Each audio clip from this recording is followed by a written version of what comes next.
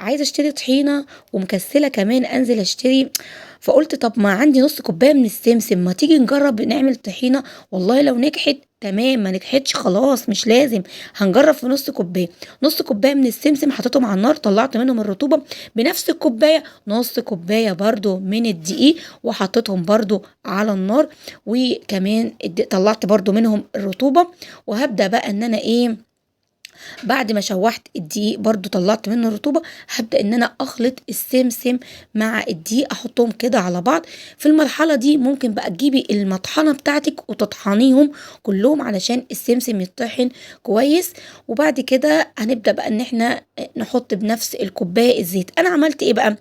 انا عملت ما طحنتش السمسم بتاعي. انت بقى لا، انت لازم تطحنيه. انا ما عملتش في المرحلة دي، انا حطيت كله مع بعضه وكله اتطحن على فكرة بقى. نفس الكوباية نص كوباية زيت برضو، يبقى نص سمسم نص دقيق نص زيت. وحطيته كده زي ما انتوا شايفين في المطحنة بتاعتي. بصوا بقى طحينة جميلة جدا، بجد بجد حلوة جدا جدا. في الاخر بقى بتحط كده ذرة من الملح، بتحافظ على الطحينة بتاعتك. حلوة قوي قوي، عجبتني بجد. جبت بقى بعد كده هنبدأ مع بعض نعمل ايه الطحينة بتاعتي عشان هعمل سندوتشات.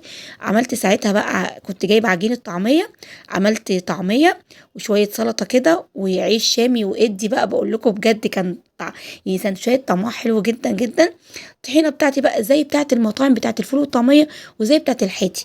بيعمل الطحينه كده ويحط التوابل بتاعته والميه السخنه وخلاص. التوابل بتاعتي بسيطه جدا، ملح فلفل اسود كمون كزبره بابريكا.